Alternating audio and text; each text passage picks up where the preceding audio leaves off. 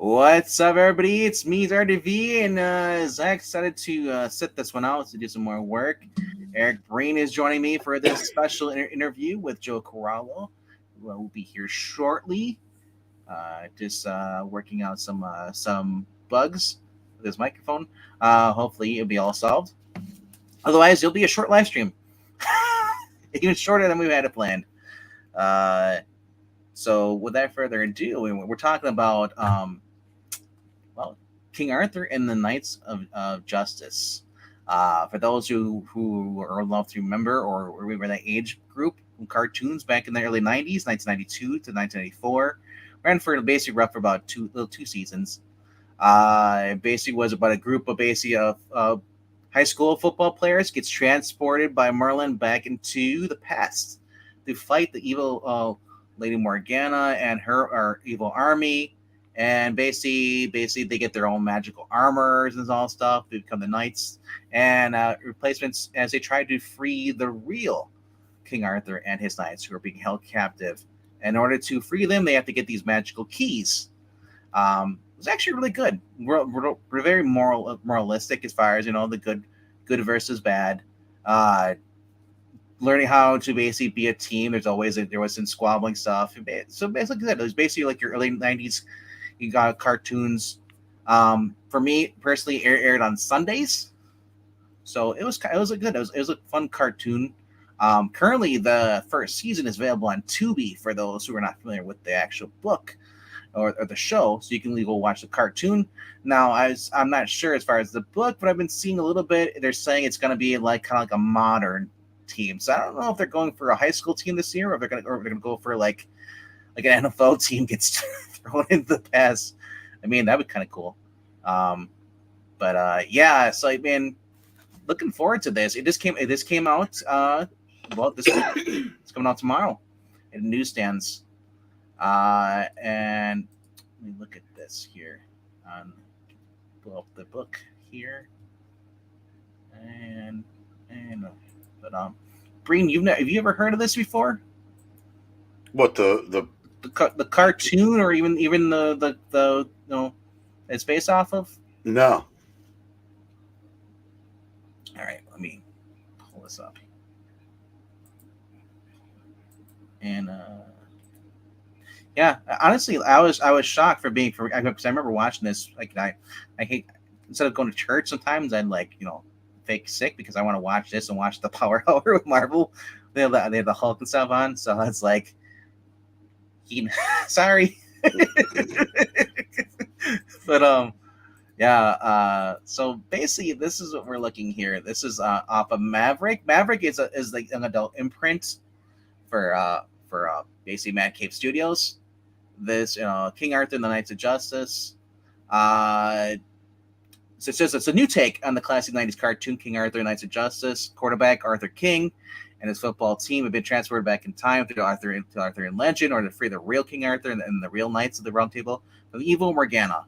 The artist on here is Gaia Cardinale, who I believe, if it says on here. Here we go. Here's Joe. It says, hello there. Oh, hello there, Joe. Say again. Can you hear him? I can't hear him. I can't.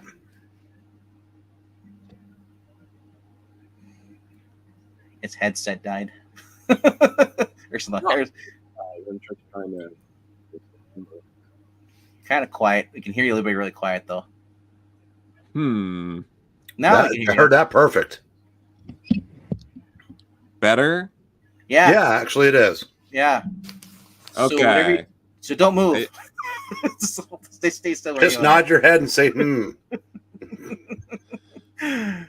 Yeah. Just give him a little rundown of the book a little bit. About Guy, is it pronounced Cardinale? I've been calling her Gaia Cardinale. Okay. So if I'm wrong, sorry. But It's Italian. Italian artist, yeah. Yes. I was looking at Mad Cave's Studios.com as information about, Yeah. including even Joey or even on here too as well. Information about your people that know. True. Yeah, yes. A lot of it's made up, right? You know, some of it can't be true. Eisner and GLAAD nominated. Ringo winner for Best Anthology in 2018. Co-created and writes She Said Destroy at Vault Comics. Mhm. Is this still accurate or is this still current? All true. All true. I mean, there's Uh, more stuff I've done since then, but Yeah. they put that in when I was doing Beckstar. Okay. So I only had so many credits at that point. But that anthology I did that got that what was The it? Mine.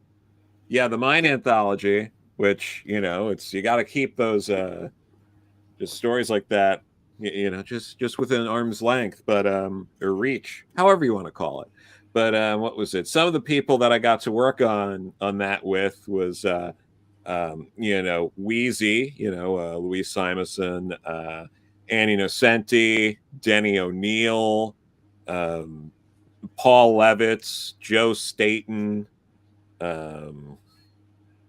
What was it? There was a lot of people. Neil Gaiman. It was a good time. It was really fun.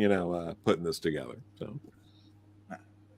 I said Joe Staten's got a new book out, I believe, this week as well. He's been looking at some Nice. art. But no, it does. What? He does? I think so. Or am I thinking of someone might else? Be a reprint. You might be thinking of someone else or a reprint of something, but no, I'm looking forward. He's supposed to be at Heroes Con, so I'm looking forward to catching up with him there. I just love seeing, chatting with him and his wife Hillary at shows. It's What was his wife in the business? I don't think she was. She might have been more on like the clerical end. I'm trying to think because I feel like they met through comics, but I don't think she wasn't like an artist or a writer. Okay, so she was the only because I know of Hillary Barta. I'm assuming that's not her then. Yeah. Okay. But she's great. It's a lot of fun. I still want an answer to that question. I still need to know if that was true. Yeah, no, I'll have to ask you about that at here. It's taken a couple of years. I figure you need a couple of years to get to know him to where you're comfortable enough to ask that question. So there's a rumor that said Joe Staten used to draw women very voluptuous, and at some point his wife said, "You will not draw anybody with breasts larger than mine going forward." And I don't know if that's literally an old wives' tale. See what I did there? Yeah. I want to know. So I was actually want to bring up something. I was going back and looking at the cartoon. As I mentioned before you came back on. It's over on Tubi right now. You can watch the first season. Yep. Mm-hmm. So I was watching a little bit, and I refreshed myself with the art because I was looking at some of the preview pages on here. Yeah. And I was my thing was like, when they show Morgana's face, I'm like, her face looks kind of weird. But then I looked at the cartoon. It's exactly how it was in the cartoon. Yeah. As far as the face. And I thought maybe it was this artist's interpretation, but no, she was actually copying the way it was drawn. Now, art is a little different, but I thought that was spot on for her art. Yeah.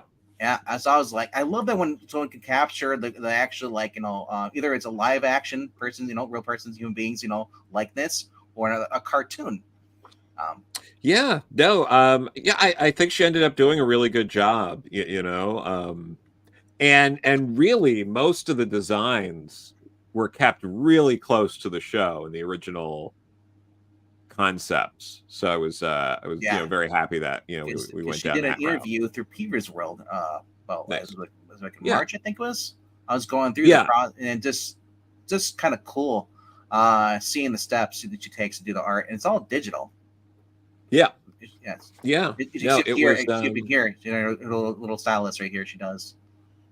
So what she would do would be do the layouts, like the roughs, the layouts, and then the next phase we would see would be the inks and then the colors. So it was like a three Yeah. phase sort of way, because she also colored it all herself Oh, too, which nice.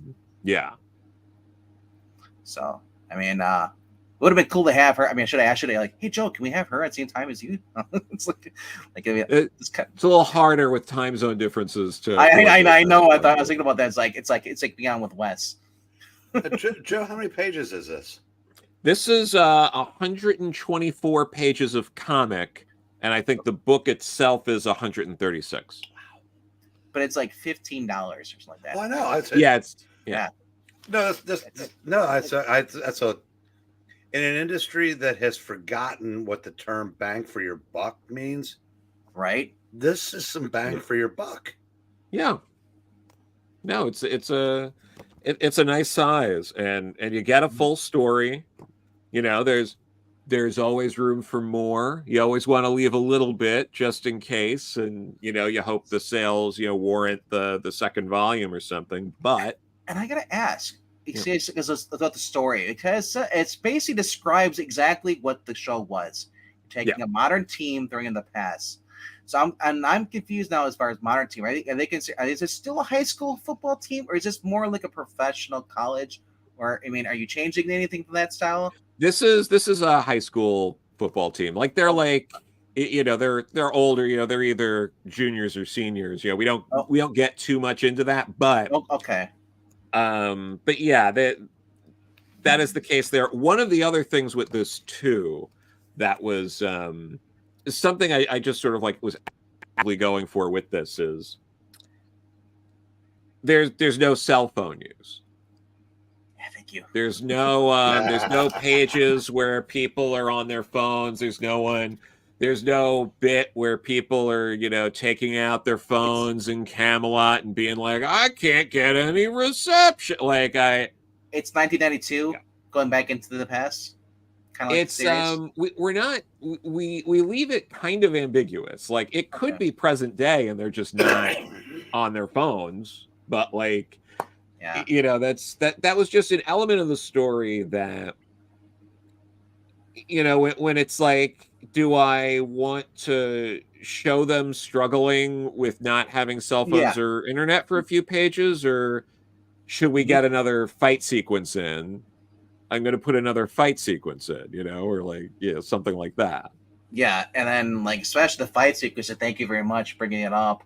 When they had the armor and get Excalibur from his chest piece, his armor. I love that. They all have different weapons. One has a harpoon, and the personalities of each knight. Some were kind of meatheads. I remember the cartoons.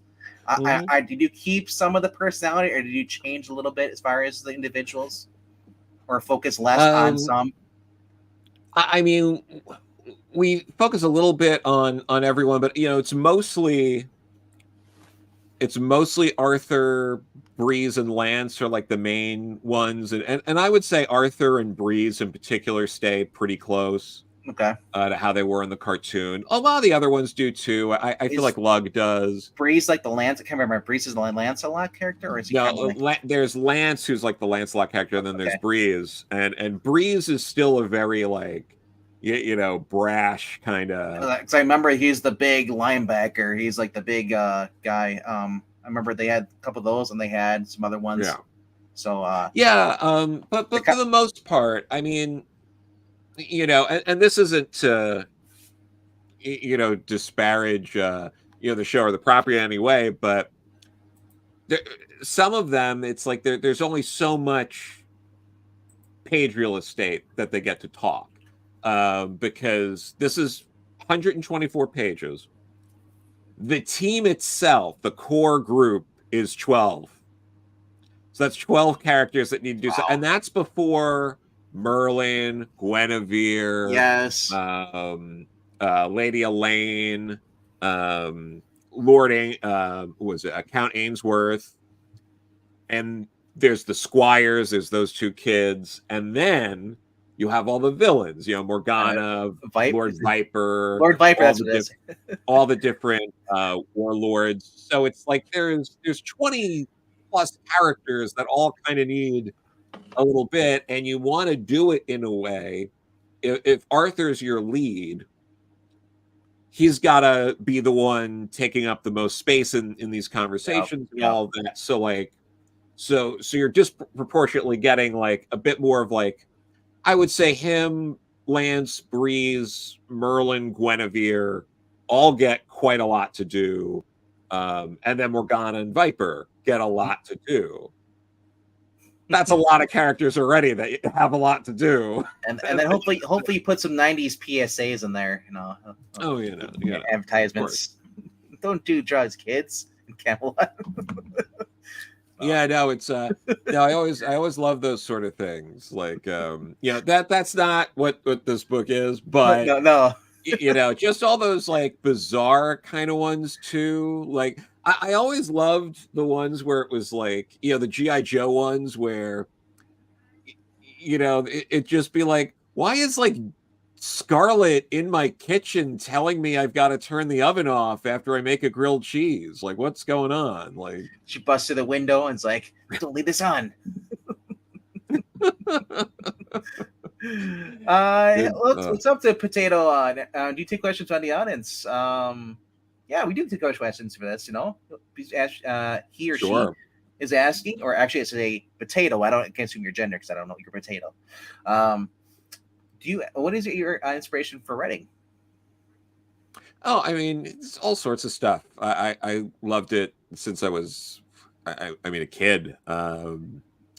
I would do all that. I was an action figure kid, so you're just inclined already to have all these different action figures and combine different ones, and I like Legos and came up with like stories. I had this friend Brian in elementary school that into like middle school that also we would sort of come up with all these like different stories around that, and did some like fan fiction-y kind of stuff with like Sonic and Mega Man, which Archie eventually did a Sonic Mega Man crossover. So hey, but which I did not exist. Now I have to go read that. There you go. But yeah, I mean, and then I really decided to make a go for it. And around 2010, I started to come up with things, and I self-published for the first time in 2011. And by 2015, I got into my first anthology. By 2017, I edited my first anthology. By 2019, I got my first series picked up. So it was just there was always things going like that with She Said Destroy, and then that led to other things because and with the editing, the Mine anthology, getting to work with such a wide group of people. What ended up happening with that was one of the pairs in that book, I paired up, Max Asagio with Brian Talbot, who's one of my favorite artists, who I was very lucky to do a one-page story with a few years ago. People should look up Brian Talbot if you're unaware. He did do some of like Sandman. He did a few really cool issues of Legends of the Dark Knight. But some of my favorite stuff from him is probably like The Tale of One Bad Rat, which is a story about this. Dark Horse put it out, but it was a story of like this abused girl in England who becomes a runaway, and it's like her and her pet rat like trying to get by. It's incredible. I really love that book. I go back and reread it every few years. But I do have a follow-up question on this as well as piggyback. Sure, but yeah, I was just set up with. Go ahead. I paired them together, and then after that, Mags asked me to edit the next volume of Kim and Kim. So then that gave me the opportunity to edit monthly comics, and then I continued to edit from there. But that's sort of how it started, getting to do that anthology, going right into editing other stuff. And at this point, I'm editing stuff, for Dynamite. So my piggyback question is like, when did you become a full-time writer, or are you not a full-time writer? I mean, I'm a full-time writer. I'm not a full-time writer editor of solely comics. I also do like business copy for blogs and things like that. Okay, So so you have it. So you basically have another job outside of just doing the editing and blog. This. sure, but like I mean, could that change? Hopefully, but I Yeah, also I don't mind some of that stuff. It's not it's certainly not a bad gig. I would there okay. are very few other kinds of jobs. If I'm doing something that's not as like creative, like writing blog copy. I mean, even then, I feel lucky in that way, where I'm like, oh, at least I'm like, writing to make that and Yeah, not, doing, I'm not, breaking my back, it's So, not unheard of for people who do this, and this is like the kind of like their hobby thing, and they still have a full time job that they have to yeah. do as well. You know. Yeah, but I do have a decent amount of stuff coming out at this point, and I am making like I'm not rolling in it, but yeah, I'm making like actual Yeah, money that yeah. can be used to pay bills and things. That's when you made it, when you actually Yeah, can use that. You're not relying And on. if it keeps you in omnibuses, that's yeah, no, exactly. That's I was gonna say, it's like, yeah, what are the $4 on the business? Yeah, that's pretty much all your money from writing and editing. yeah, And it's what do you a add for lot on the of, business now? Do you have count? How many do you have now? I shouldn't. You're I way mean, past. it's over 100, but like I don't know how much over 100 off the top of my head. And like I was saying, I don't want to. If I really count that, and then I had like, then that's like, then it's gonna make I'm gonna have to make decisions on things. I'm like, no, it's just a very they leave me alone, I leave them alone. So It's not. It's, hey, listen, the more you write, the more you sell, hopefully, with that, and then the more you can spend it yeah, more on a bigger place to store your on the yeah, business. exactly. You know. Exactly, but no, it is good, you go, it's that's a big part of it is you Yeah. after a while you want to have like a back catalog, and then you continue getting work, and then you have more of a back catalog And then to sell or to get new people to check things out, like, oh, you're doing this new thing at oh, another thing at Mad Cave. Oh, you did other things at Mad Cave, and then it potentially, maybe someone checks out King Arthur, and they're like, oh, what's this Beckstar book, or what's Dolly in the Dark, and they go and there, Matt. or they go, oh, you did this thing at DC now, and Yeah, oh, you yeah. did more stuff, and oh, you did this King Arthur book. So that's just how it works. So is your goal to basically to outright Chuck Dixon how many stories he's done? You look at those Wikipedias. Are you aiming for more like a I got this chunk here, I have a certain goal I want to reach, and then Mm-hmm. or are you just like I said, like do you have a goal as for how much you want to do in the company? I mean, I I guess the ideal is I want to do the an amount I'm capable of doing while making a certain, like, so Yeah, whatever it is, whatever it ends up turning out to be. If that's, if that's, we're in a different world now where there aren't a ton of like ongoings, but like, yeah, like yeah. for example, like if that means I'm editing 2 ongoings a month and writing 4 ongoings a month, or the equivalent of like having enough stuff where I have the equivalent of like 4 things a Yeah. month and 2 things to edit, or vice versa, or whatever it is, like whatever I can maintain comfortably and to Well, keep doing it regularly, like that would be the goal. will they see your name on like 20 of those omnibuses you have on your shelf? They have your name on there No, too. I mean, I'd certainly be happy with that, but no, I mean, that would be great to Yeah. be in a position where you write enough of a character to have, to warrant like at least 2 years or so worth of Right. material to have like a giant oversized thing like that. And I think there are plenty of characters that would be a lot of fun to do that sort of thing Because with, but I was yeah. wondering about that. The writers, like like Grant Morrison, who write, and a lot of these guys who write all these books, is like, do they have physical copies of their work in their home, or they're like, I don't even want to look at it. It's corporate so much. I don't have room for it. I think a lot of them do. I know that like Paul Levitz, for example, has shelves in a section of shelving that's just dedicated to the collected editions of the work he's had out, and that's separate from his own personal collection, and he's such a gigantic fanboy himself. I mean, I believe he has an original Batman sketch from like Bob Kane from a time that Bob Kane was like over his apartment, like like that kind of stuff. So like, that's cool. Yeah. Brady, got a question? No, they say the only person I think that comes directly to mind that didn't keep any of his stuff was John Buscema, because it never meant anything to him other than the occasional Conan sketch or story. He was because he never looked at it as anything other than a job, and so he didn't keep any of the stuff, didn't read any of the stuff. It was interesting. I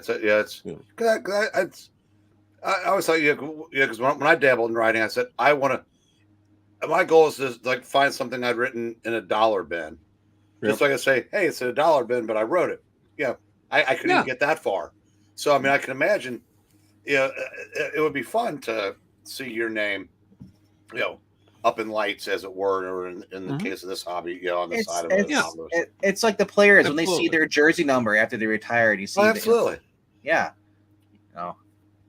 No, I mean it is nice. It's nice to have stuff. It's nice having a few different things. You did out there. In the world, like for sure. Oh dear God, he's here.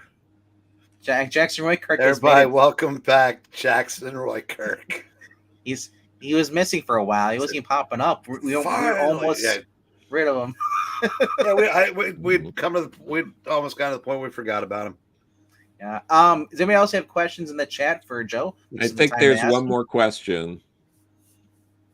All right, there is one from little 10-year-old LK. He wants to know which night was the most fun to write, most challenging. All right, is LK 10? I'm just joking. In our mind's eye, yes. Okay. Well, I was just checking because I'm like, I feel like I've already swore a few times. They grow up so fast. I was like, oh no, did I? All right. Well, I mean, now that the cat's out of that fucking bag, it doesn't really matter. But no, with it's a little tough, I guess, with the Knights. Like, it's hard not to say Arthur was the most fun because it's like, just he's that like paladin type, that lawful good type. Like, there's just I know there are people that find that kind of character boring, but I mean, like, if there was like one ongoing or something that I could get at, like, like Marvel, for example, I'd probably take Captain America. Like that, those kind of characters. Yes, I really love. And so getting to write him like that, it was just to have the guy who's the leader, who's like optimistic, who's rallying everyone. I mean, it's just that's such a fun character for me to write. And then the most difficult, that is tougher, because it's probably tied with a few of the ones that I didn't get to write enough of. I wish I did like a little more. Like Zeke is one of them I didn't get to write enough of, I think, in this volume. I didn't get to do enough with Tone in this volume for like, they're in there and they're doing stuff, but I'm not trying to say you're not going to get something to enjoy out of them. It's just like when you had more pages, it's like, Tone in particular, I think does a lot in the cartoon, and I didn't get to have him do like as much as that in here. Yeah. So I've noticed in the cartoon, even some of the episodes is like there's more than just 4 nights. You can have talking as dialogue, but they have to have the villains too. And then that's another thing too. The villains actually get some spotlights. Because I know there's that sidekick who's kind of like he's the one that flies. I forgot what his name is. But I mean, I was the one that was kind of voiced by the same actor as Starscream. Oh yeah, it was like Warlord. but he flew. He had the yeah. wings. No, I know it's It's like I don't know what it's his like name is. Blackwing or something. I want to Something say, like but that. yeah. It's like I always love the I mean, I villains. have the book in front of me. I can just. Right, but I mean, like I said, I honestly, I would think that'd be fun to just to write the villains too, and like just because they all have their own unique personalities. Oh yeah, no, I love the villains. Like Like writing a good villain, like getting to write Morgana, incredible. I had like some of the most fun I had was Morgana and Merlin because just getting to write over the top wizard like dialogue at each other, like this is the best. I love it. right. Uh, yeah, I mean, like I said, I always said that if they did a live action, Lord Viper would be my Clarence. Like, Oh yeah. I just love them back at the time, the '90s. It had popularity. But I do have another question from Little Marania. She, Mm. if you had your choice, what would be your next project? A licensed property or one of your own ideas? Um. Hmm. I mean, it's pretty tough for that. I mean, there's a couple of ideas. There's like two or three ideas I'd really like to do sooner than later that are like my own sort of like create our own kind of things. So there is that, but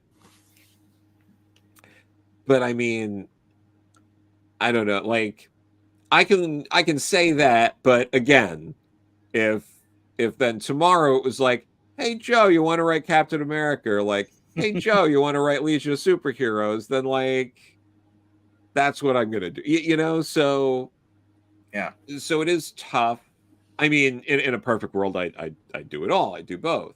Um, but yeah, I mean, I am enjoying doing licensed stuff, but I do think there is that point where you do have to juggle that a little bit and be like, ooh, you know, like I'm doing a lot of licensed stuff. Maybe I need, you know, I don't want to forget about these other ideas that were the ideas that got me excited to want to make hmm comics in the first place. So you know, there is certainly a balance. Yeah, well, there are also advantages as far as running your own IP versus someone else. So you could do what you want. sure. You're not confined to be like, well, this is what the viewer is going for. Currently, it's no secret that Marvel and DC have their own viewpoint as far as we can only do this with this character. You can't do this with this, you know. And it's like it gets to the point where it's like I'm in shackles. I can't write one of the story I want to because I can't do this, or you know, and there's just too many editors saying you Yeah, can't do this. It's like and it's conflicting. So creating your own yeah. IP is a lot more just free, you know, to do that. No, I get that. There's I mean, yeah, but you know, the flip side of that too then is also, I mean, don't don't turn down licensed gigs Oh, yes, because you know it's like it's one thing to want to do your own original idea. That is great, but don't don't do it because you're like, oh well, since I own it, when Hollywood gives me a call, I make yeah, all that money. Like don't have that be a reason. You know, that like, oh well, I don't want to give away all my good ideas to, you know, Marvel and DC when I have or you know, a license when I can do my own thing. It's like there is a balance there. yeah. You shouldn't necessarily, you know, go dump all of your ideas into stuff you don't know, but it's a balance, you know. It's So I mean a lot of people use Marvel and DC as a springboard, you know, to try and to you know sure, get their name out there, and then people like you know they'll follow them over to Kickstarter. Kickstarter, obviously, Indie Gilgore have been a great place for indie writers. You know, but the problem with those, you got to have a fan base. So you grow your fan base is by working for the bigger IPs. You know, yep, and people like your stories.